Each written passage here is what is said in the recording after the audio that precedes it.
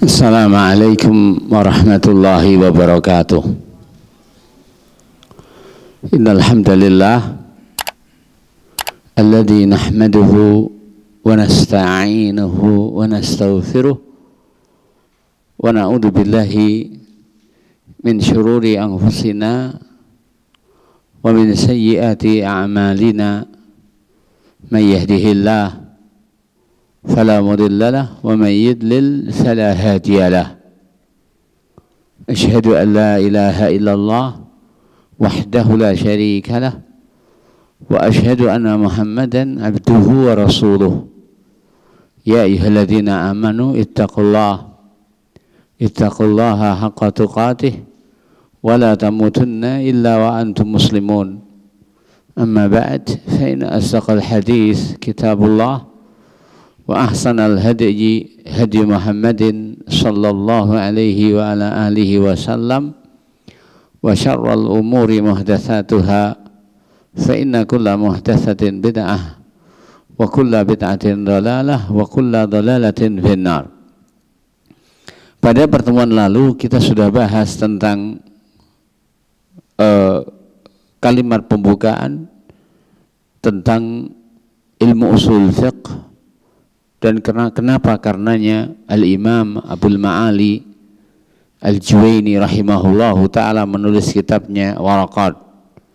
Dan kita sudah memulai beberapa kalimat di pembukaan, yaitu hadhihi waraqatun tashtamilu ala fusulin min usulil fiqh wa dhalika mu'allafun min juz'aini mufradain al-aslu ma yubna alaihi ghairuhu wal far'u ma yubna ala ghairihi wal fiqhu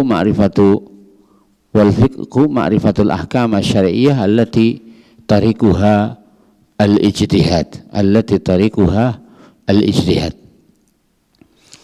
Terakhir pada kalimat itu, yaitu kalimat al-fiqhu huwa ma'rifatul ahkam asy-syar'iyyah allati tarikuha al-ijtihad. Sudah kita sampaikan bahwa hukum syar'i kebanyakannya tidak diketahui dengan ijtihad, tapi diketahui dengan dalil. Salat diketahui dengan dalil, zakat diketahui dengan dalil. Sehingga yang benar tentang definisi fikih itu apa sudah kita terangkan. Fikih adalah ma'rifatul ahkam asy-syar'iyyah al-amaliyah min adillatiha at-tafsiliyah. Ma'rifatul ahkam, mengenali hukum asy-syar'iyyah, hukum syar'i. Kembali kita ingin sedikit mengungkap bahwa hukum itu ada 3 ya. Pertama syar'i, yang kedua akli, yang ketiga adi. Ya. Nah, al-faqih, seorang yang ingin membahas tentang ilmu usul fikih, atau seorang faqih, seorang yang mendalam dalam masalah ilmu fikih, yang dibahas bukan hukum akli, yang dibahas bukan juga hukum adi, tapi yang dibahas adalah hukum syar'i. Sehingga fikih adalah ma'rifatul ahkam asy-syar'iyyah. Ya. Kemudian sudah kita sampaikan juga hukum syar'i itu ada amali, ada i'tiqadi. Amali yang kaitannya dengan amal anggota badan. Ada juga yang kedua i'tiqadi yang kaitannya dengan keyakinan. Nah, faqih yang dibahas hanya amali, hukum amali. Sehingga ketika mendefinisikan tentang al-fiqh, gimana kemarin? Ma'rifatul ahkam asy-syar'iyyah al-amaliyah, hukum syar'i amali. Kenapa? I'tiqadi bukan media bahasan faqih. I'tiqadi adalah media bahasan ilmu akidah, ulama akidah, begitu dan seterusnya. Baik. Ma'rifatul ahkam asy-syar'iyyah al-amaliyah min adillatiha at-tafsiliyah, dari dalil-dalilnya secara terperinci. Baik. Kemudian karena di sana ada dari dalil terperinci dan dari dalil secara global, nanti akan ada perbedaannya, pada waktunya akan kita bahas apa perbedaannya. Kemudian kita masuk pada pembahasan baru, yaitu al-ahkam asy-syar'iyyah. Setelah beliau mengatakan, mendefinisikan fikih, apa tadi fikih? Ada yang bisa mengulang? Ma'rifatul ahkam asy-syar'iyyah al-amaliyah min adillatiha at-tafsiliyah. Kita ingin tahu hukumnya salat, berarti dalilnya dalil yang berkaitan tentang salat. Wa aqimus shalah. Kita ingin membahas tentang zakat, dalilnya juga harus berkaitan tentang zakat. Wa atu az-zakah. Tentang puasa juga dalil tentang puasa. Ya ayyuhalladzina amanu kutiba alaikumus syiyam. Ya, demikian. Nah, setelah dibahas tentang itu, baru beliau ingin menjabarkan lebih luas tentang apa itu hukum syar'i. Makanya di dalam bab ini beliau mengatakan al-ahkam asy-syar'iyyah, bab baru, wal ahkamu sab'atun, al-wajibu wal mandubu wal mubahu wal mahdzuru wal makruhu was sahihu wal batil. Beliau mengatakan al-ahkamu sab'ah, al-ahkam sab'atun.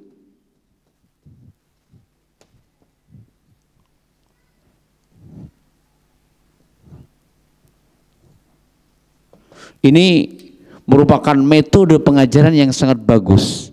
Disebutkan secara global dan disebutkan berapa pembagiannya, agar kalimat sab'ah 7 itu melekat dalam benak dan pikiran seorang murid. Ya. Kemudian baru setelah itu diperinci masing-masingnya. Wal ahkamu sab'atun. Al ahkam yang dimaksud, al di sini, al itu litarif, dan al ini adalah litarif, untuk menandakan ma'rifat. Dan dalam ilmu bahasa, alif lam litarif itu memiliki 2 fungsi. Ya, di antara fungsinya adalah lil ahdi. Ya, di antara fungsi alif lam litarif adalah lil ahdi. Di sana ada alif lam lil jins, ya. Di sana adalah alif lam lil ahdi. Apa maknanya lil ahdi? Lil ahdi sini terbagi menjadi 2, ahdi zihni dan ahdi zikri. Nah, apa itu ahdi zihni? Yang sudah diketahui di dalam benak. Ahdi zikri yang sudah diketahui karena barusan disebutkan. Nah, ketika beliau mengatakan wal ahkamu sab'ah, kapan beliau menyebutkan? Setelah beliau mendefinisikan tentang fikih. Sehingga yang dimaksudkan dengan hukum di sini bukan hukum adi, bukan hukum apa tadi? Akli, tetapi adalah hukum syar'i. Al-ahkam sab'ah, yang dimaksudkan hukum di sini adalah hukum syar'i. Kemudian di sana ada pembagian yang lebih rinci lagi, bahwa hukum itu ada 2, hukum syar'i ada 2. Yang pertama hukum syar'i taklifi, yang kedua hukum syar'i wad'i. Ya, ada taklifi, ada wad'i. Dan nanti akan kita bedakan ketika kita sudah selesai mengupas 7 poin ini. Ya, setelah kita selesai mengupas, baru kita kembali ke atas mendefinisikan apa itu hukum wad'i, apa itu hukum taklifi. Tapi kita mengikuti alur pembahasan musannif terlebih dahulu. Setelah menyebutkan al-ahkamu sab'ah, baru beliau mengatakan al-wajib. Terus al-wajib, terus al-mandub, terus al-mubah, terus al-mahdhur, terus al-makruh, terus as-sahih, terus al-batil. Bisa diapa? Saya ulang. Al-wajib. Coba diikuti. Al-wajib, al-mandub, al-mubah,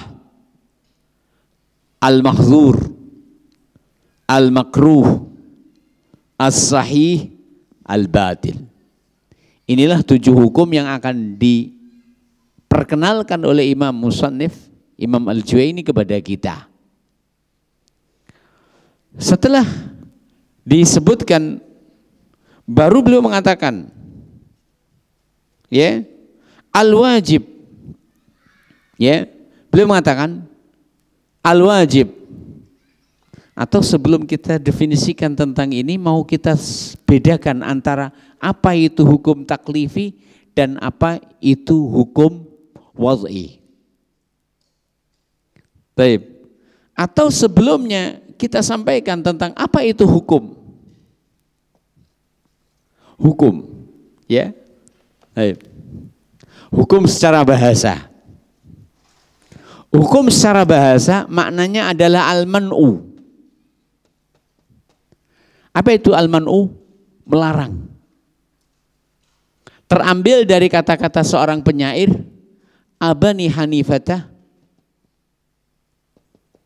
ahkimu sufaha'akum inni akhafu alaikum an aghdaba. Hamzah di sini adalah ya unida. Abani Hanifata, wahai Bani Hanifah, ahkimu sufaha'akum.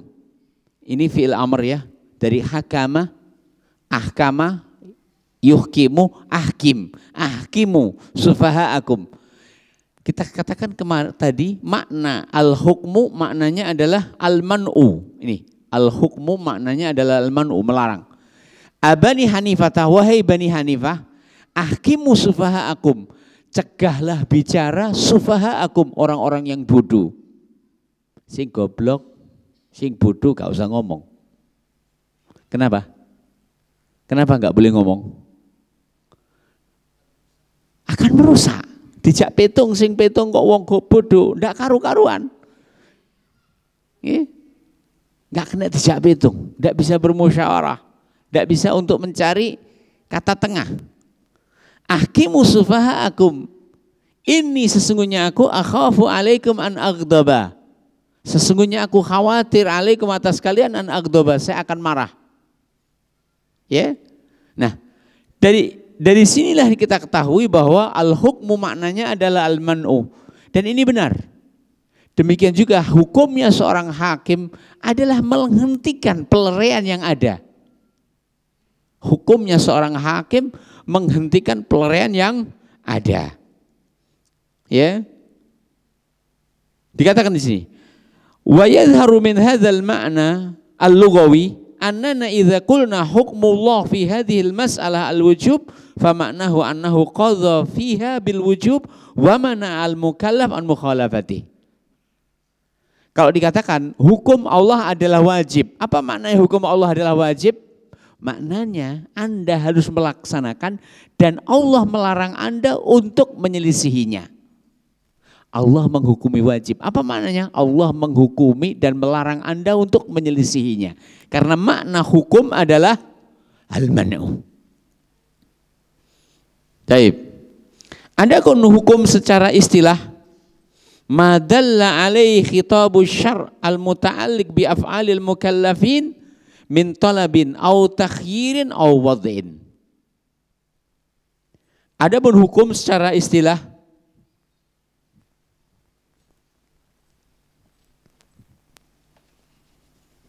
ma dalla alaihi khitabu asy-syar', ya, al-muta'allaq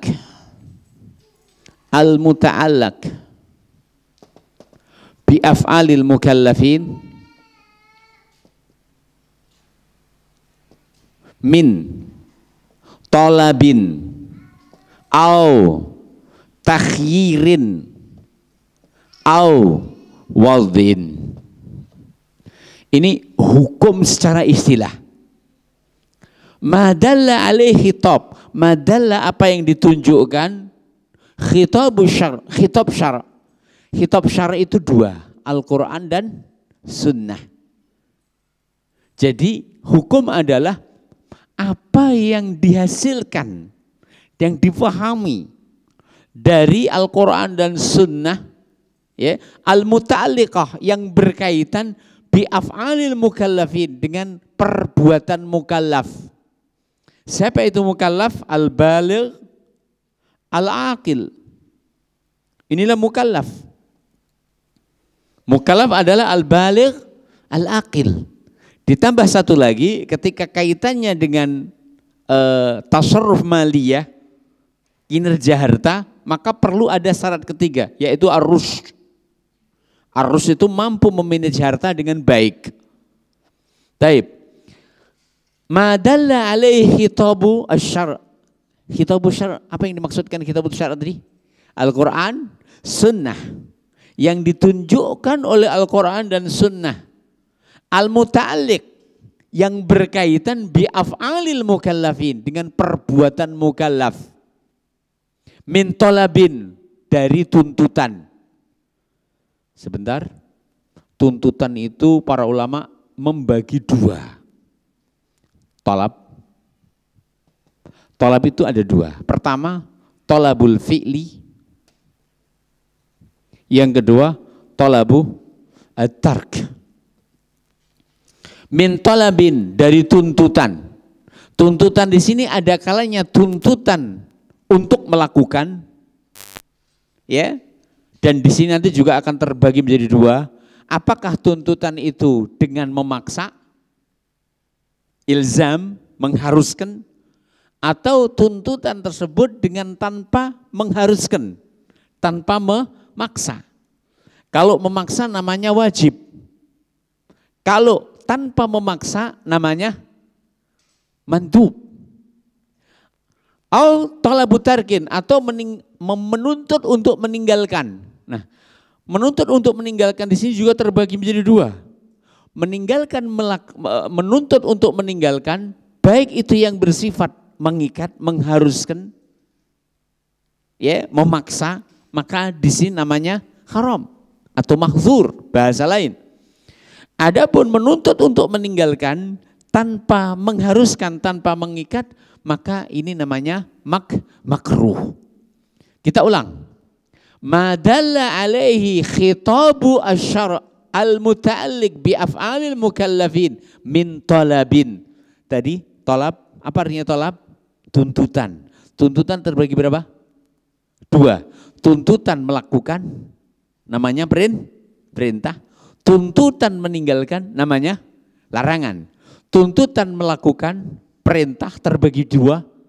Menuntut melakukan dengan memaksa namanya wajib, tanpa paksaan namanya, tanpa mengharuskan namanya mandub atau sunnah.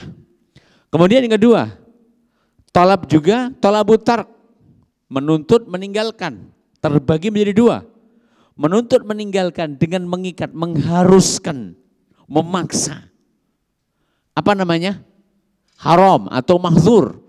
Kalau tidak ada ilzam, tidak ada paksaan, tidak ada keharusan, apa namanya? Makruh. Au takhyirin, ini takhir. Au takhyirin, atau memilih. Memilih apa? Memilih antara al-fi'l atau at-tark. Para ulama ahli usul fikih begitu ya, bahasanya ringkas. Talabin au takhyirin. Talabul fi'li, talabut tark. Takhir bainal fi'li wa at-tark. Takhir itu memilih antara melakukan atau tidak. Ini namanya apa? Al-mubah. Karena mubah itu kita bebas untuk melakukan atau meninggalkan. Au wad'in, atau wad'. Wad' yang dimaksudkan di sini adalah hukum wad'i. Hukum wad'i. Jadi ini adalah hukum secara istilah syar'i. ma dalla alaihi khitabu syara' min talabin au takhyirin au ma dalla alaihi khitabu syara' min yata'allaq bi af'alil mukallafin min talabin au takhyirin au wad'in. Baik. Selanjutnya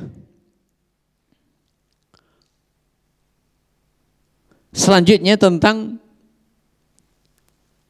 tadi bahwa hukum terbagi menjadi dua. Yang pertama hukum syar'i menjadi dua. Yang pertama hukum taklifi. Yang kedua hukum Yang kedua hukum wad'i. Yang kedua hukum wad'i. Apa itu hukum taklifi? Dikatakan di sini sebelum kita masuk kepada pembahasan apa itu hukum taklifi, kita ingin tahu apa itu taklif. Taklif adalah at-taklif, ilzamun ma fihi kulfatun. Itu taklifi. At-taklif, apa makna at-taklif? Ilzam ma fihi kulfah, mengharuskan sesuatu yang di dalamnya ada keberatan. Saya ingin bertanya,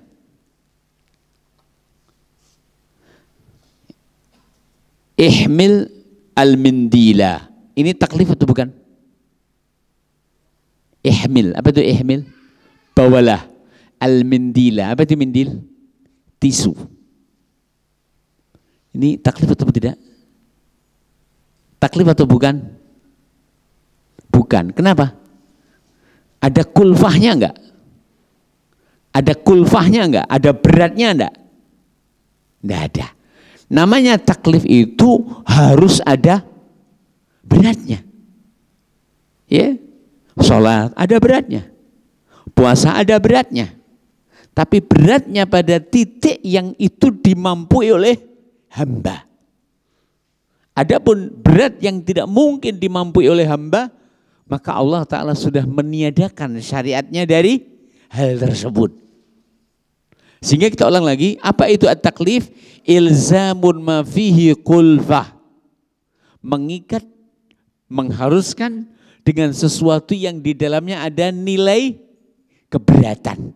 Sehingga orang dikatakan ihmil al-mindil tidak disebut taklif. Tapi kalau ihmil as-sakhrah, apa itu ihmil as-sakhrah? Angkatlah batu besar, baru di situ taklif. Baik. Nah, apa itu hukum taklifi? Sudah kita tahu bahwa taklif adalah adanya beban. Ya. Apa itu taklif? Ma dalla alaihi khitabu asy-syari', khitabu asy-syari' ya, min talabin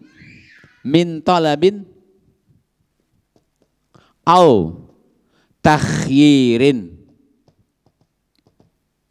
Ya. Baik. Ma dalla alaihi khitabu syara'. Apa yang ditunjukkan oleh khitabu syara'? Saya ulang, apa itu yang dimaksudkan dengan khitabu syara'? Apa yang dimaksudkan dengan khitabu syara'? Al-Quran dan sunnah. Min talabin au takhyirin. Tadi sudah sampaikan, talab terbagi menjadi dua. Talabu al-fi'l, talabu at-tark. Baik. Ma dalla alaihi khitabu asy-syara' min talabin au tarkin au min talabi fi'lin au tarkin au takhyirin. Min talabi fi'lin au tarkin au takhyirin. Wa hiya khamsatun, dan dia adalah 5 yang sudah disampaikan oleh musannif rahimahullahu taala. Baik. Selanjutnya kita masuk pada pembahasan hukum taklifi yang 5.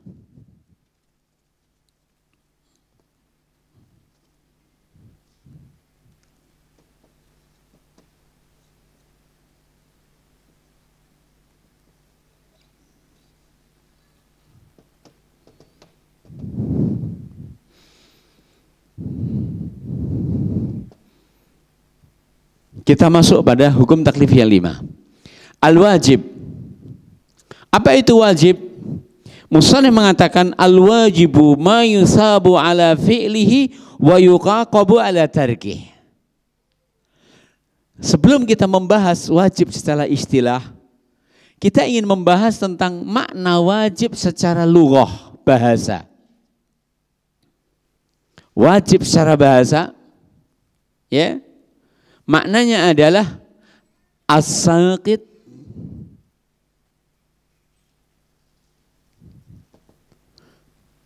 as-sabit.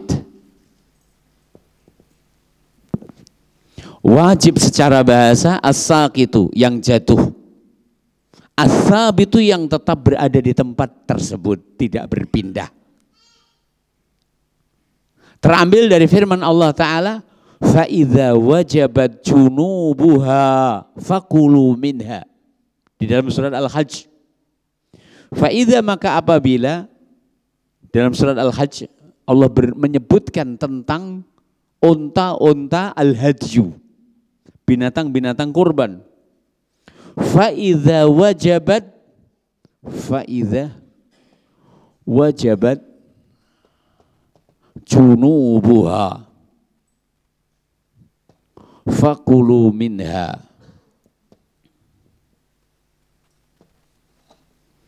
Fa'idha, maka apabila wajabat, telah jatuh, junubuha, sisi-sisinya. Di sini memberi faedah pada kita dari kalimat junubuha, beda antara penyembelihan unta dan penyembelihan sapi. Kalau penyembelihan sapi direbahkan, ya, direbahkan. Rebahnya kemana? Sisi kiri, ya, sisi kiri, kepala sebelah selatan, ya, yang kanan di atas. Baik. Atau boleh juga sisi kanan, semudahnya. Yang jelas direbahkan. Bab sirai nang kono, geblake nang kono, masa harus diputer. Yang jelas dihadapkan ke kiblat. Atau seandainya tidak memungkinkan digeblakkan ke kiblat, boleh menghadap selain kiblat. Karena apa? Masa harus diungkek-ungkek, diuntir-untir. Sementara Rasulullah mengatakan dalam hadis, "Idza dzabhtum fa ahsinu dzibhata wa idza fal yuhidda ahadukum syafratah wal yurih dzabihata." Hendaklah kalian mempertajam pisau sembelihannya dan mengistirahatkan binatang sembelihannya. Oh, diungkak-ongkek, tidak boleh. Jadi apabila sudah jatuh, ya sudah, segera. Ya, begitu dan seterusnya. Nah, beda hanya dengan unta, maka unta disembelih dalam posisi berdiri. Ya. Sehingga dikatakan di sini faidza wajabat junubuha, apabila unta tersebut sudah jatuh junubuha, seluruh sisinya. Tidak jambu al-aiman, tidak jambu al-aisar, tapi semuanya. Dan saya menyaksikan bagaimana unta disembelih. Jadi disembelih tidak ada penyembelihan yang lebih mudah kecuali menyembelih unta. Pisau kecil, seret, ditinggal pergi, dobrok, langsung rebah. Dikatakan di sini, faida wajabat, apabila unta-unta itu sudah jatuh junubuha, seluruh sisinya, karena biasanya unta itu deproknya ke tengah, tidak ke kanan, tidak ke kiri, sehingga bukan jambiha al-aiman, bukan jambiha al-aisar, tapi junubuha, tengah-tengah. Fakulu minha, maka makanlah darinya. Ayat ini adalah merupakan hal yang mendasari bolehnya seorang yang berkorban, bolehnya seorang yang melakukan al-hadyu memakan dari binatang tersebut, bahkan diperintahkan. Ya, tapi ada kesempurnaan ayat. Kesempurnaan ayatnya jangan dipotong sini. Ya. Kalaupun dipotong sini kalimatnya minha. Minha itu apa? Sebagian. Ya. Dalam terusnya adalah wa'atimu al-qani'ah wal mu'tar. Al-qani'ah wal mu'tar. Al-qani'ah itu orang yang qanaah sehingga dia tidak keluar. Al-mu'tar orang yang punya ambisi sehingga ia keluar melihat. Wong sing delok niku patut lek mulih digawani mboten? Hah? Digawani. Sing gak moro al-qani' juga patut diteri. Ya. Begitu dan seterusnya. Bahkan para ulama mengatakan apabila seorang berkorban, aku korban. Korban apa? Sapi. Mari dibeleh geletakne lebokne kulkas kabeh digimangan setahun. Korban atau bukan? Orang yang korban dan tidak mengeluarkan sebagian darinya, yaitu 2/3-nya karena maksimal 1/3, maka dia wajib berkorban lagi dan mengeluarkan 2/3-nya. Kenapa tidak sah apa yang dilakukan apabila ada nazar ya? Maka dia wajib berkorban kembali nazar dan mengeluarkan sebagian yang wajib, Wallahu taala alam. Nah, dari di sini diketahui bahwa makna wajib adalah apa tadi? As-sakit, wajabat. Apa artinya wajabat? Jatuh. Saya ingin bertanya, unta itu ketika disembelih dan jatuh, biasanya pindah atau jalan-jalan dulu? Sapi, baru disembelih jatuh. Pindah atau jalan-jalan dulu? Ya sudah, tetap di situ. Makanya dikatakan di sini as-sabitu as-sakitu as-sabit. As-sakit yang jatuh, as-sabit yang tetap di situ, enggak pindah. Karena biasanya apabila binatang setelah disembelih enggak pindah, kecuali mentok ya. Kalau mentok setelah disembelih masih bisa terbang. Baik, kita teruskan. Jadi ini adalah wajib secara bahasa. Apa tadi wajib secara bahasa? Ada 2 makna. Makna pertama as-sakit, makna kedua adalah as-sabit. Karena biasanya yang jatuh enggak langsung bisa pindah, klengersik minimal baru pindah.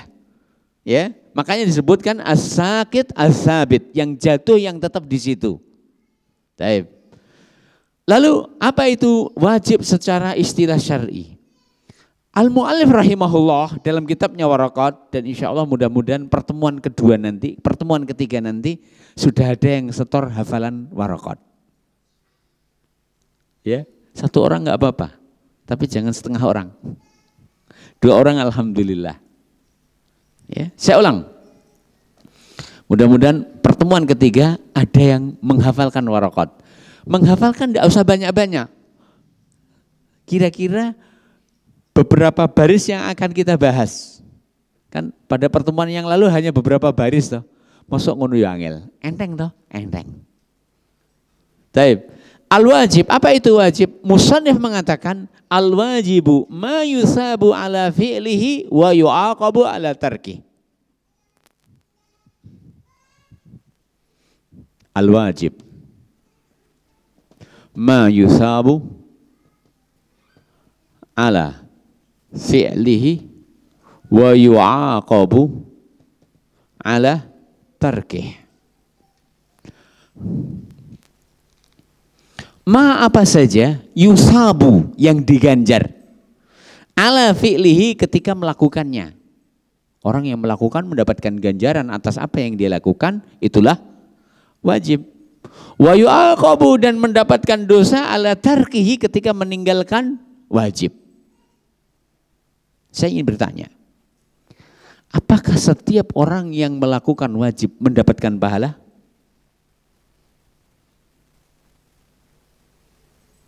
Wong sukoi nanti dah.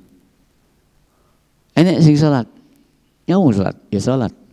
Lah kok salat? Ya pantas sih salat. Lah, tonggo-tonggo salat masuk gak salat. Dapat pahala enggak? Kalau begitu, apakah definisi itu ada 2 syaratnya ya? Sebuah definisi diterima ketika memenuhi 2 kriteria. Pertama al-jami', yang kedua al-mani'. Al-jami' mengumpulkan, al-mani' menolak yang bukan.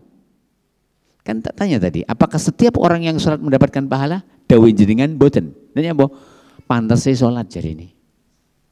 Saya tak yang ngono, poso. Nanya boh poso. Lah, awak aku sekoyo ngene gede ini masuk gak poso. Lek ku kurusuk kapan? Dapat pahala apa enggak? Hah? Dapat pahala enggak? Taib. Selanjutnya, Kita balik. Apakah setiap orang yang meninggalkan wajib itu mendapatkan dosa? Sepakat? Saya ingin bertanya. Pak Ijo tidur, azan nggak dengar, ya, azan nggak dengar, sampai qomat nggak dengar, sampai selesai salam nggak dengar, wong tidur, sampai keluar waktu nggak dengar. Saya ingin bertanya, Pak Ijo yang semacam ini berdosa atau berdosa? Kan meninggalkan wajib. Berarti definisi ini perlu untuk ditambahi kriteria agar masuk semua yang bisa dimasukkan dan menolak apa yang tidak boleh masuk di dalamnya. Sebagian ada yang mengatakan tentang wajib, ya, ma yusabu ala fi'lihi imtisalan wa yu'aqabu ala tarkihi ikhtiyaron. Sebagian ada yang mengatakan qasdan. Ma yusabu, yang diganjar, ala fi'lihi, ketika melaksanakannya, imtisalan, berniat melaksanakan perintah. Karena buktinya si Paijo posonya apa? Pantese poso. Tukijah yang ngono, posonya apa? Wayah rapi masuk pengah gembrot kayak gini, sing lamar sapa ta? Yuyu, jeng-jeng.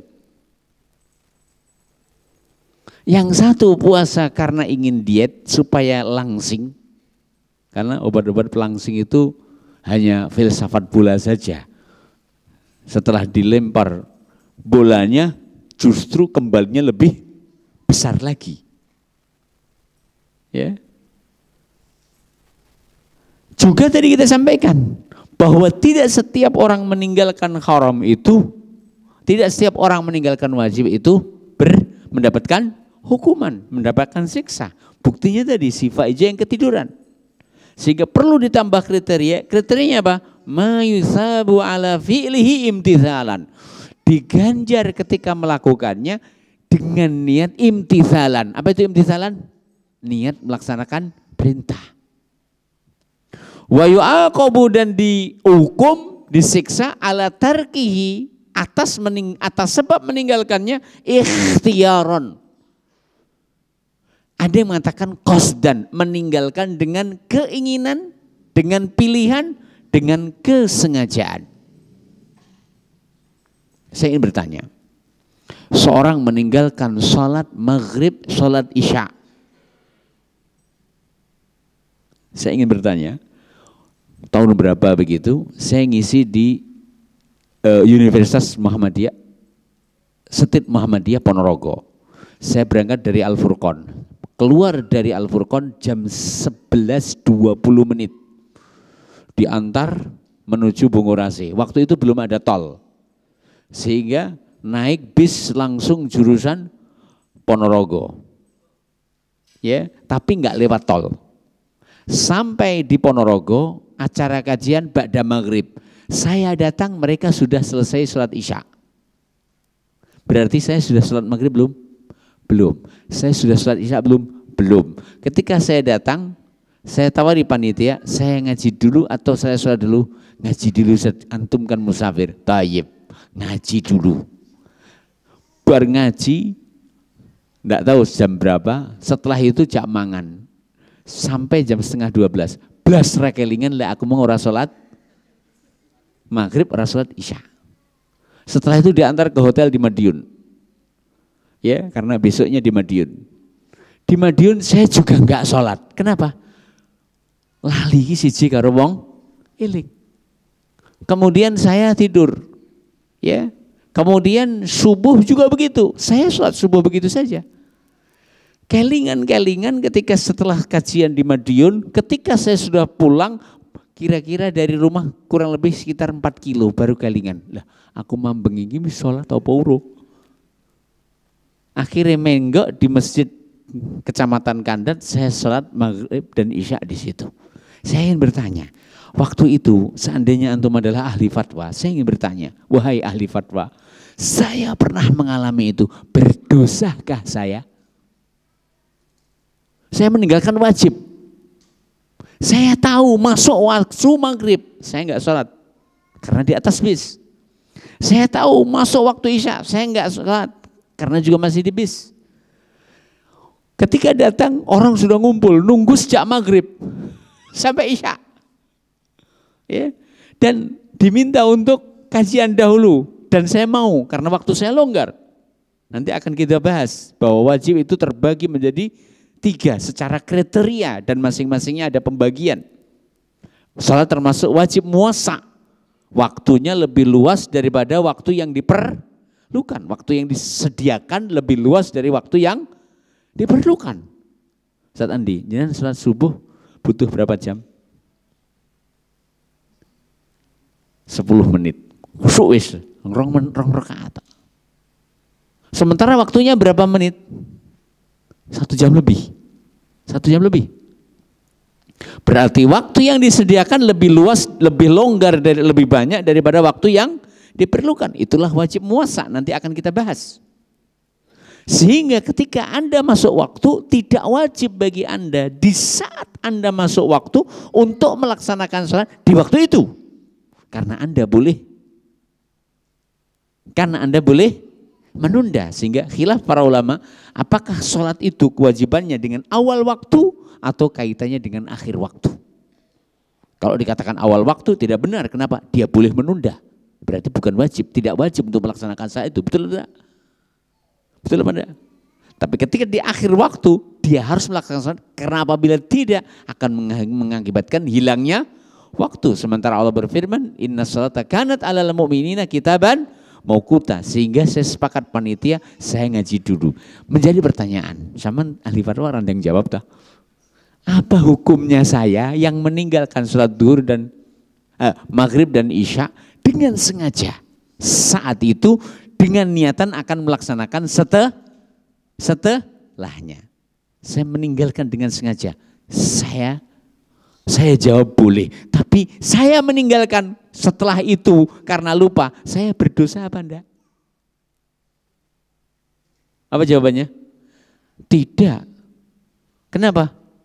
Rabbana la tu'akhirna in nasina aw akhtana. Di akhir surat Al-Baqarah Allah berfirman, Rabbana la tu'akhirna in nasina aw akhtana. Ya Allah, janganlah engkau menghukum kami in nasina, apabila kami lupa, aw akhtana, atau kami salah.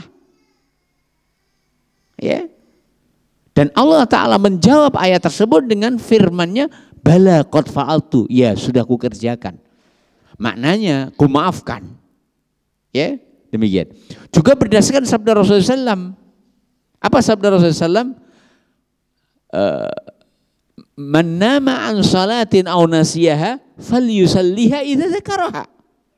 Man barang siapa nama an salatin yang tertidur dari salat, aw nasiyaha atau lupa, falyusalliha idza dzakaraha, maka hendaklah ia melaksanakan salat kapan saja ia ingat. Salat yang seharusnya saya laksanakan malam hari, saya laksanakan siang hari mendekati maghrib. Kenapa? Karena saya ingatnya ketika mendekati maghrib.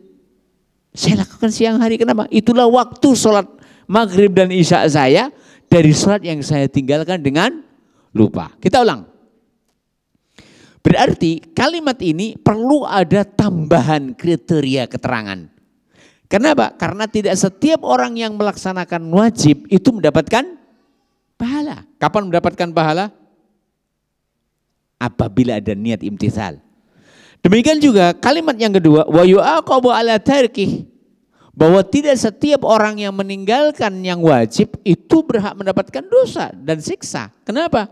Karena nyatanya di sana ada orang yang meninggalkannya karena lupa dan karena udzur syar'i yang lainnya, sehingga Allah Subhanahu wa taala membolehkan dan membebaskan mereka dari hukuman tersebut. Sehingga perlu ada kriteria tambahan dan keterangan penambah, yaitu ikhtiaran atau qasdan.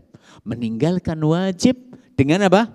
Ikhtiaran, keinginan sendiri, pilihan sendiri. Ya, au qasdan atau dengan kesengajaan. Inilah apa namanya? Wajib. Saya ulang, ada yang bisa mengulang? Apa itu wajib? Secara bahasa? As-sakit, as-sabit. Apa maknanya sakit? Jatuh. Dari mana dalilnya? Dari mana dalilnya? Fa'idha wajabat junubuha. Apa maknanya wajabat? Jatuh. Dan biasanya yang jatuh itu tetap di situ dan tidak berpindah.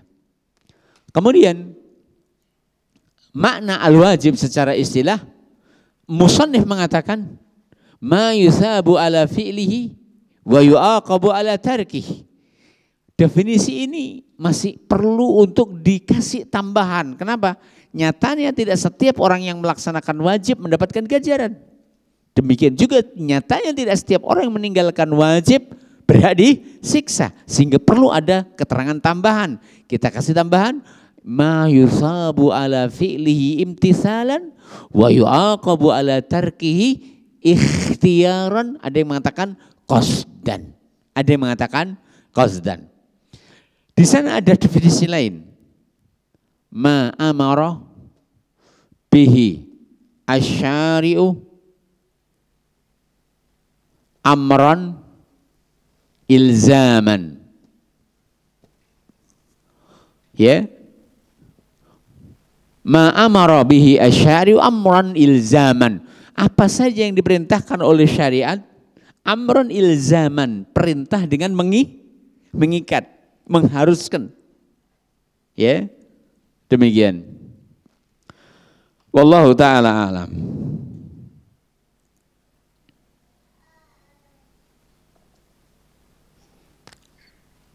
Contohnya apa? Contoh wajib. Ilzaman atau jaziman.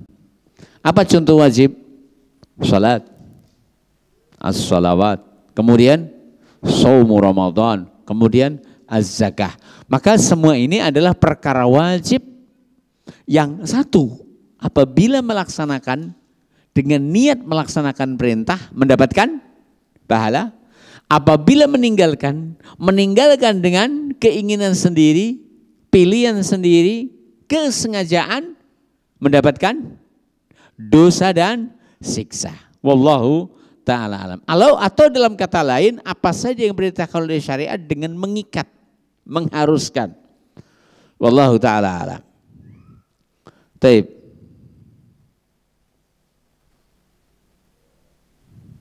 Selanjutnya kita akan membahas tentang pembagian wajib.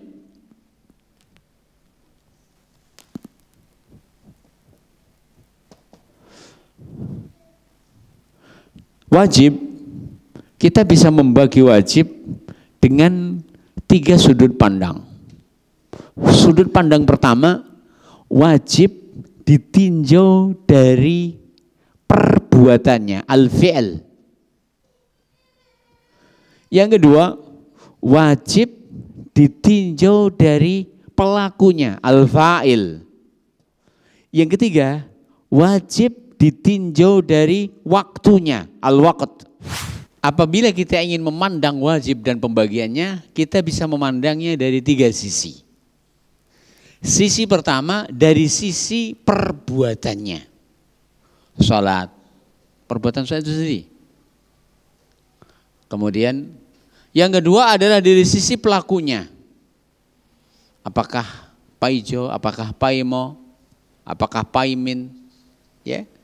Kemudian yang ketiga dari sisi waktunya.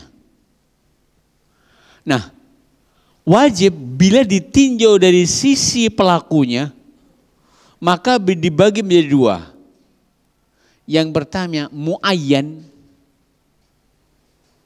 sudah ditentukan. Yang kedua mubham, tidak ditentukan. Dikatakan di sini definisi muayyan, wa huwal wajibul ladzi la yaqumu ghairuhu maqamah. Semua kewajiban, apa itu wajib muayyan?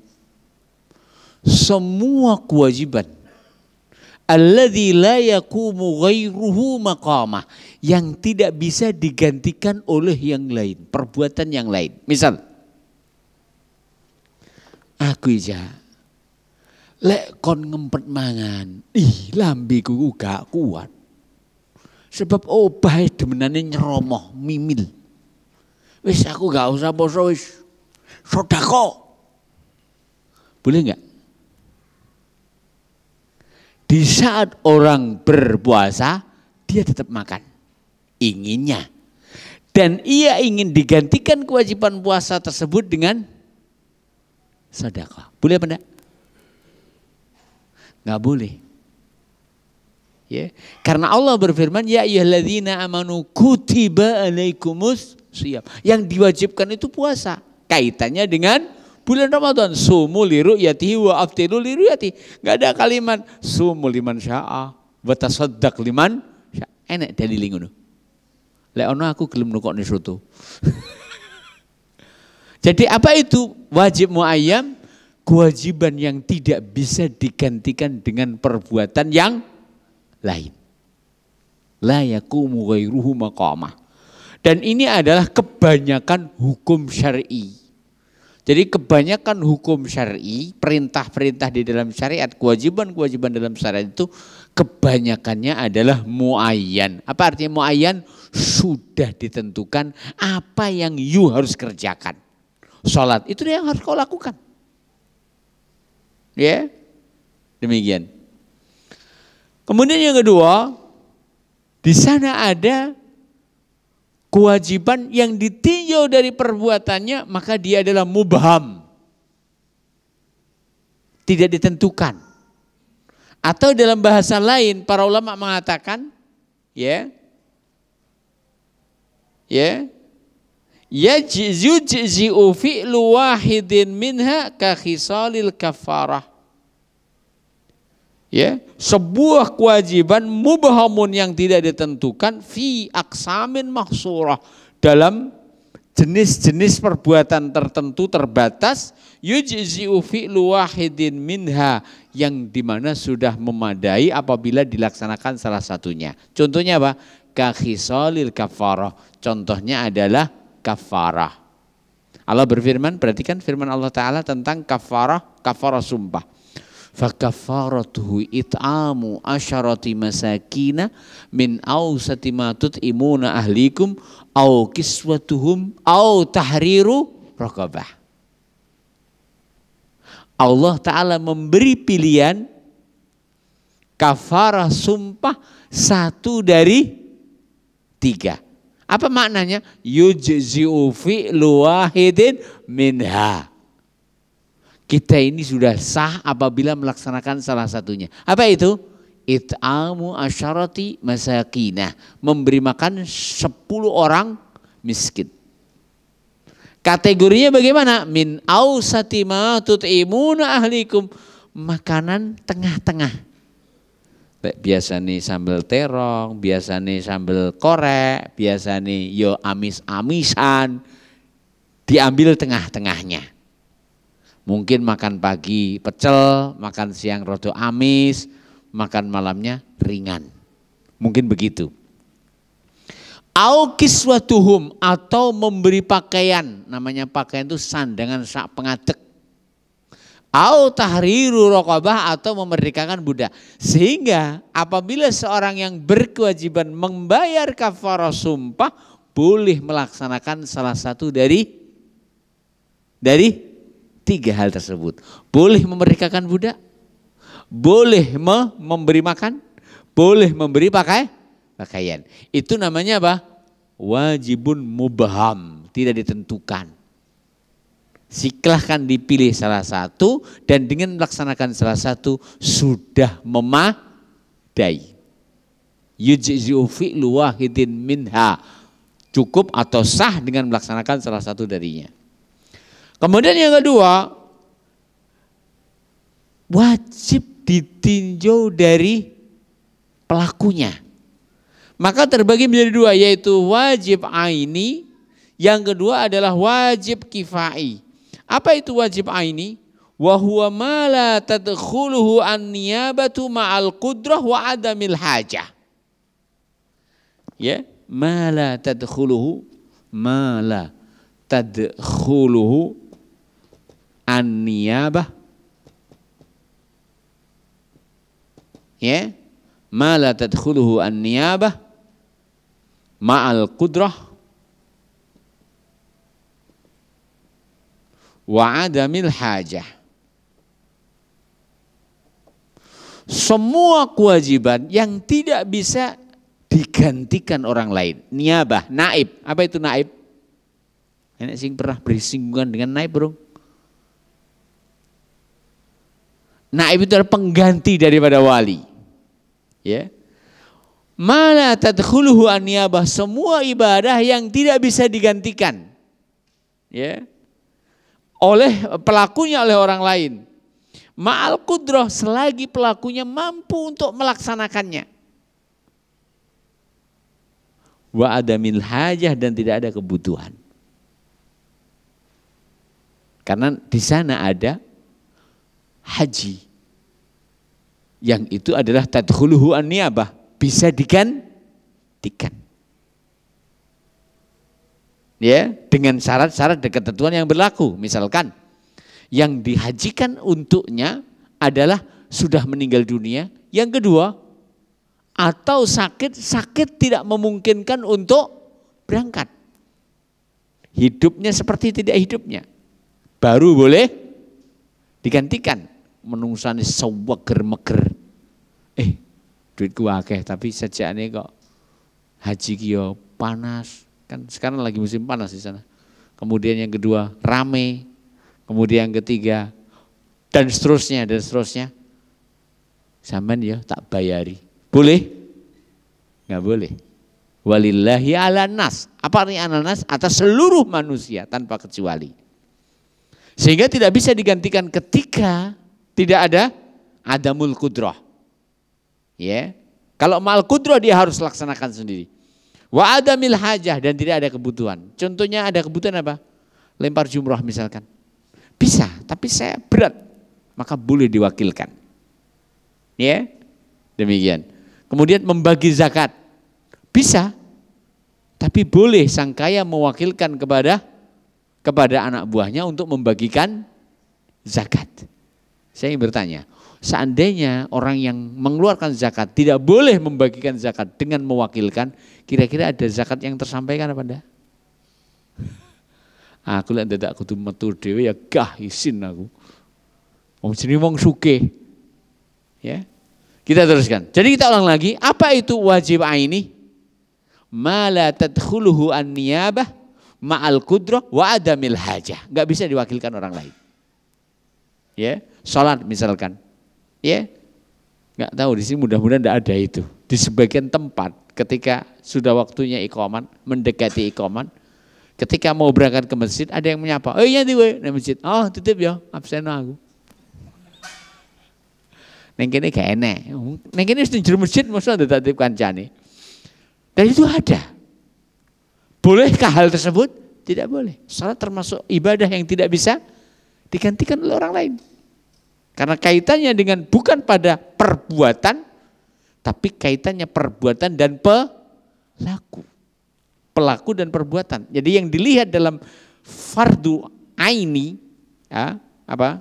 Fardu aini tadi, yang dilihat adalah perbuatan dan pelakunya. Yang kedua, fardu kifayah. Wa huwa ma yasqutuhu fi'lu wa huwa ma yusqituhu fi'lul ba'di walau ma'al qudrah wa adamil hajah. Masya Allah, ini bagus. Ma yusqituhu fi'lul ba'di walau ma'al qudrah wa adamil hajah. Apa itu wajib kifai? Ma yusqituhu fi'lul ba'di. Semua kewajiban yang digugurkan oleh perbuatan sebagian. Walau ma'al qudrah, walaupun yang lain mampu.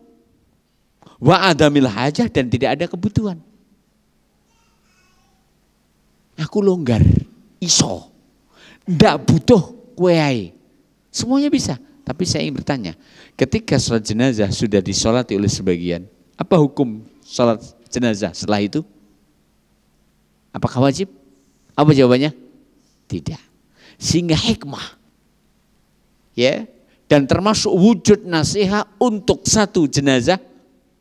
Dua, orang-orang yang ingin mensolatinya, janganlah jenazah itu disolati dengan pating selendit.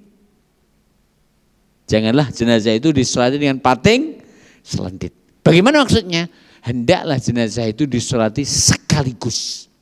Kenapa? Agar jenazah tersebut, sholat jenazah itu hukumnya fardu, bukan sunnah. Kenapa?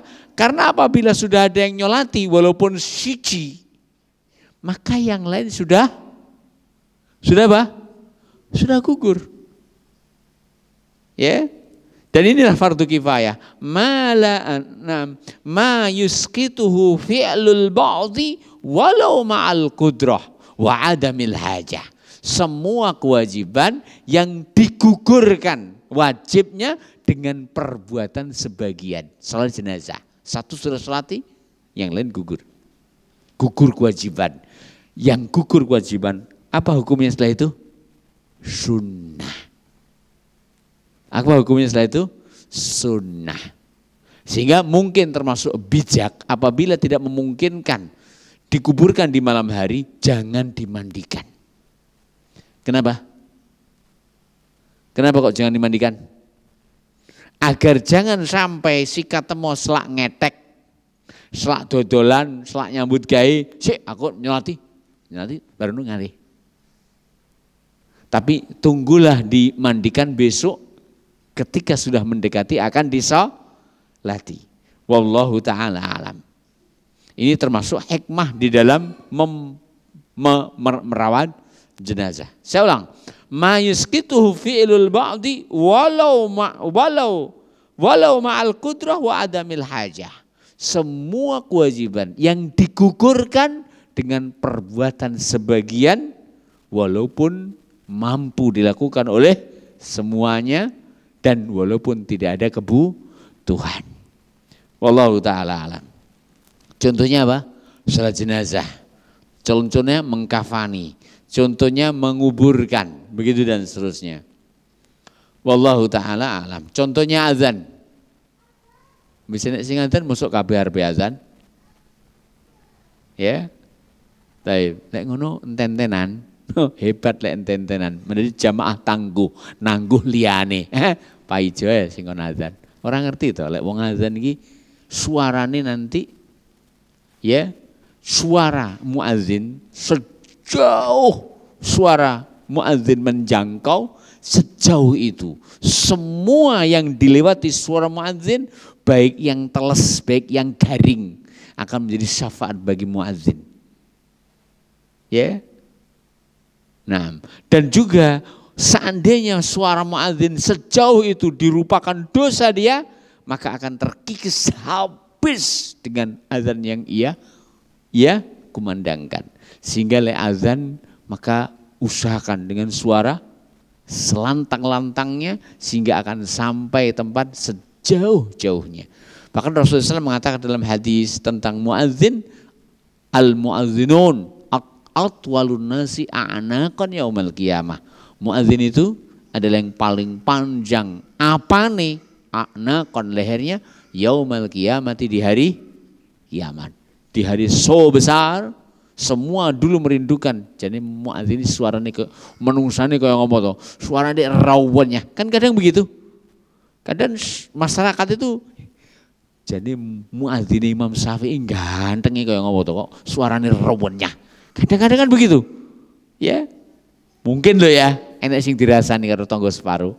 Nah nanti di akhirat akan ditampakkan dengan ditinggikan kepalanya, dipanjangkan lehernya. Sehingga mereka adalah orang yang paling viral, paling tampak. Dilihat oleh semua orang yang melihatnya. Dan ingat, seorang muadzin itu dengan sejumlah orang yang hadir Karena azannya dia akan mendapatkan pahala salat seperti salat mereka. Lek sing salat ning masjid cacahe wong 1000 rasa diomong ning masjid Imam Syafi'i itu nggih. Muga-muga sampai 1000 amin. Maka nantinya muadzin akan mendapatkan pahala sejumlah pahala mereka yang hadir. Kenapa? Perhatikan sabda Rasulullah SAW, man dalla ila khairin falahu mislu ajri fa'ilih. Barang siapa yang menunjukkan kepada kebaikan, maka dia akan mendapatkan pahala sama dengan pelakunya.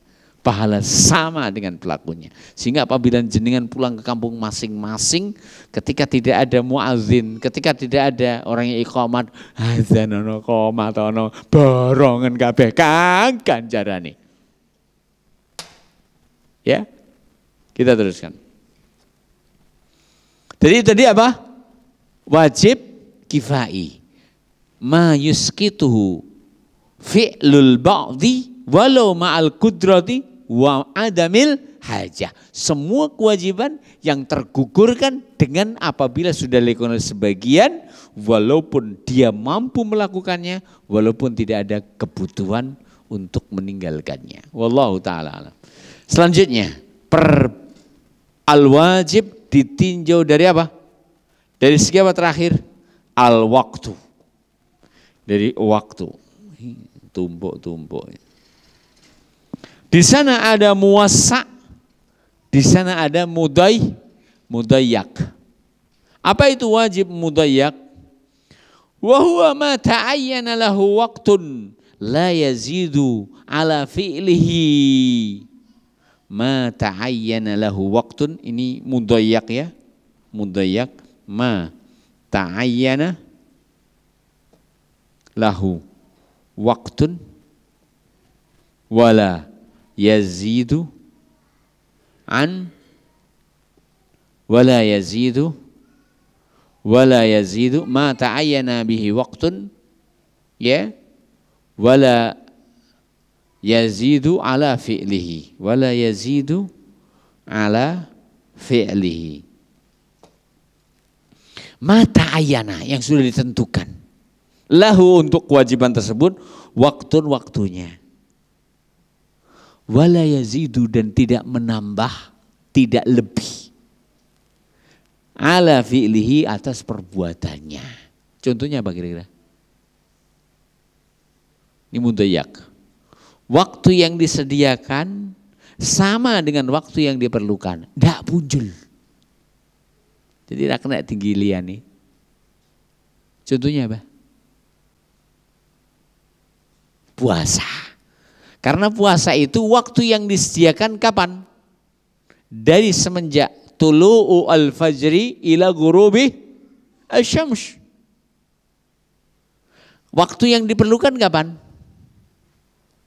Sampai jam 09.00. Puasa itu adalah menahan. Bila seorang hamba tak mampu untuk menahan sampai maghrib, itu namanya bukan puasa. Aku kuat nahan sampai jam 9. Kalau begitu aku puasa? Enggak. Karena puasa syar adalah al-imsak anil muftirat, menahan diri dari hal-hal yang membatalkan puasa, min tulu'i al-fajri, dimulai sejak terbitnya fajar, ila ghurubi asy-syamsi, sampai tenggelamnya matahari, ma'aniyati at-ta'abbud lillah, dengan niat untuk beribadah kepada Allah.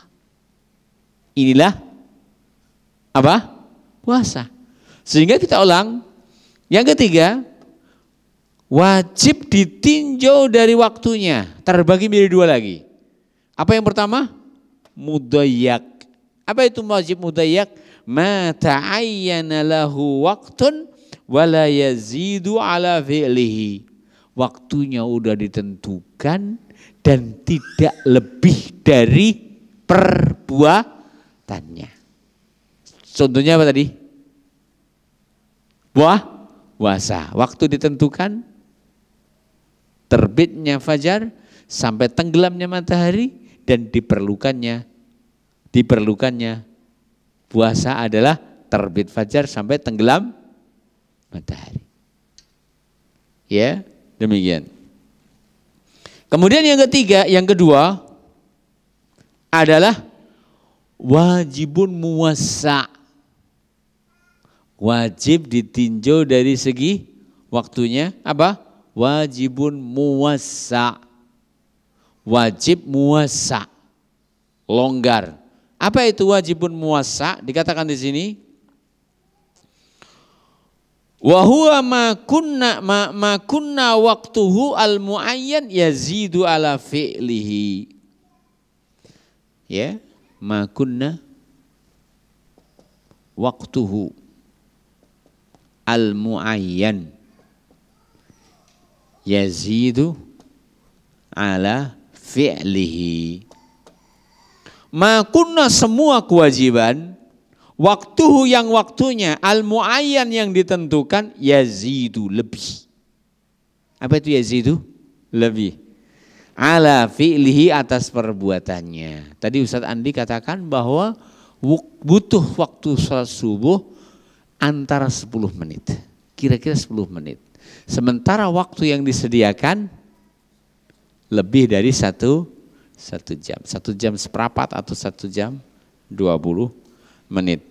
Kas sholawati contohnya adalah salat 5 waktu. Salat 5 waktu.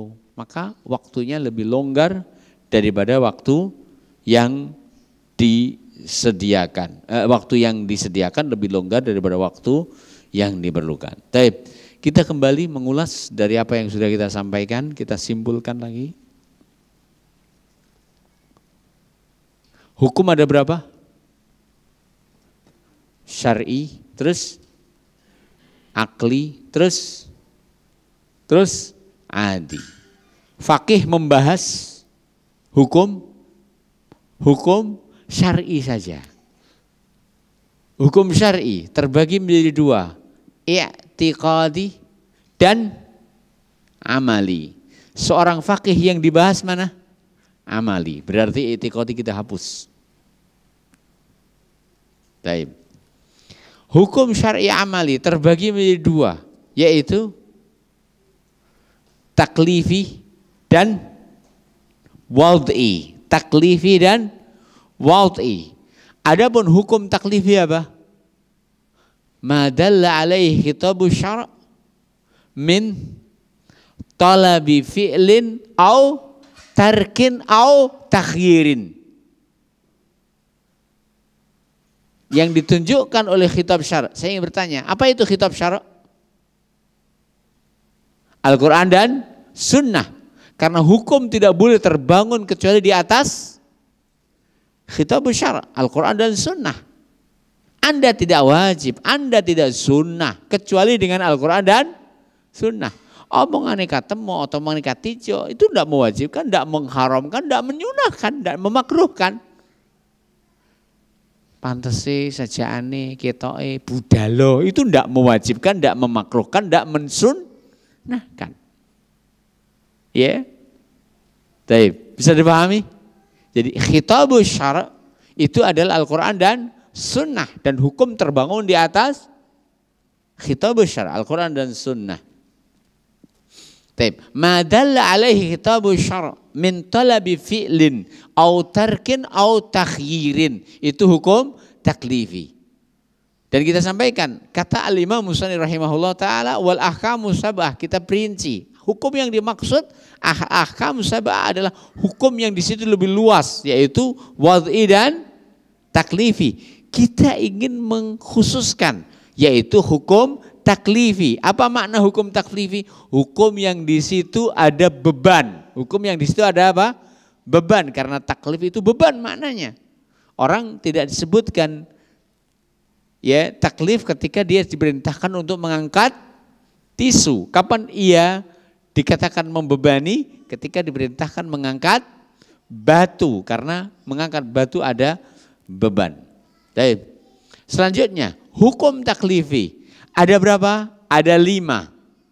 Wajib, mandub, mubah, mahdzur atau masnun atau sunnah. Kemudian yang ketiga, yang keempat wajib, kemudian masnun atau mandub, kemudian mubah, kemudian mahdzur atau haram, kemudian makruh. Baik. Kita bahas malam ini apa? wajib. Apa itu wajib secara bahasa? As-saqit al-lazim. Makna wajib secara istilah apa tadi? Musannif mengatakan ma yusabu ala fi'lihi wa yu'aqabu ala tarkih. Tapi ini perlu untuk direvisi. Karena nyatanya tidak setiap orang yang melakukan yang wajib mendapatkan pahala. Sebagaimana tidak setiap orang yang meninggalkan haram mendapatkan siksa. Kapan mendapatkan pahala? Ketika melakukan perintah dengan niat melaksanakan perintah. Kapan mendapatkan siksa? Ketika meninggalkan larangan dengan kesengajaan. Sehingga perlu kita kasih keterangan tambahan. Ma yusabu ala fi'lihi imtisalan wa yu'aqabu ala tarkihi ikhtiaran atau qasdan. Baik, selanjutnya kita sudah bahas juga ditinjau dari tiga sisinya, maka wajib itu terbagi. Sisi pertama ditinjau dari pelakunya, maka wajib terbagi menjadi dua. Apa itu? Aini dan kifai. Ya. Apa itu aini? Semua kewajiban yang tidak bisa digantikan oleh orang lain, ya, ketika dia memiliki kemampuan dan tidak ada kebutuhan untuk digantikan orang lain. Ya. Ya. Adapun yang kedua adalah wajib kifai. Apa itu wajib kifai? Ma yuskituhu fi'lul ba'd walau ma'al qudrah wa adamil hajah. Semua kewajiban yang tergugurkan dengan apabila sudah dilakukan oleh sebagian, walaupun ia mampu dan tidak ada kebutuhan. Taib. Contohnya salat jenazah, contohnya azan, contohnya imam. Maka imam juga adalah fardu kifayah. Kemudian yang kedua, kewajiban ditinjau dari apa yang kedua? Dari waktunya. Maka dia terbagi menjadi dua, yaitu mudayyak. Yang kedua, muasa. Apa itu mudayyak? Ma ta'ayyana lahu waqt wa la yazidu ala fi'lih. Semua kewajiban yang waktunya udah ditentukan dan tidak lebih dari kebutuhan untuk melakukannya. Contohnya puasa. Kemudian yang kedua adalah wajib muwassa. Apa itu muwassa? Waktu yang diperlukan lebih longgar dari waktu yang dibutuhkan. Contohnya salat 5 waktu. Taib. Selanjutnya wajib ditinjau dari segi perbuatannya. Di sana ada wajib muayyan. Ya, kalau tadi dari sisi pelakunya aini dan kifai. Kalau dari sisi perbuatannya apa? Muayyan dan mubaham. Muayyan yang sudah ditentukan, yang tidak bisa diganti dengan perbuatan yang lain. Sehingga orang yang wajibnya puasa nggak bisa digantikan dengan yang lain. Kecuali apabila beruzur untuk melaksanakan puasa, maka digantikan dengan it'am. Tidak adanya uzur, maka dia tidak boleh, kecuali harus berpuasa. Sehingga sebagian mengatakan bahwa apabila meninggalkan puasa dengan kesengajaan, nggak akan bisa dikodok dengan apapun dan berapa hari pun ketika ia tidak memiliki uzur syar'i. Yang kedua adalah apa? Mubaham, yaitu kewajiban ya yang kita boleh untuk melaksanakan salah satu dari apa yang Allah Ta'ala wajibkan, seperti contohnya kewajiban melaksanakan kafarah, baik itu kafarah sumpah, baik itu kafarah zihar, maka di dalamnya seorang hamba berhak memilih. Demikian, mudah-mudahan apa yang kita sampaikan bermanfaat, dan insya Allah pada pertemuan yang akan datang kita akan membahas yang kedua dari hukum syar'i taklifi, yaitu mandub. Demikian, mudah-mudahan apa yang kita sampaikan bermanfaat, dan mudah-mudahan semua kewajiban yang kita laksanakan, kewajiban yang bernilai mendapatkan pahala di sisi Allah, dengan ketika kita meniatkannya melaksanakan perintah. Wallahu taala alam. Subhanakallahumma wa bihamdika asyhadu an la ilaha illa anta astaghfiruka wa atubu ilaik. Assalamualaikum warahmatullahi wabarakatuh.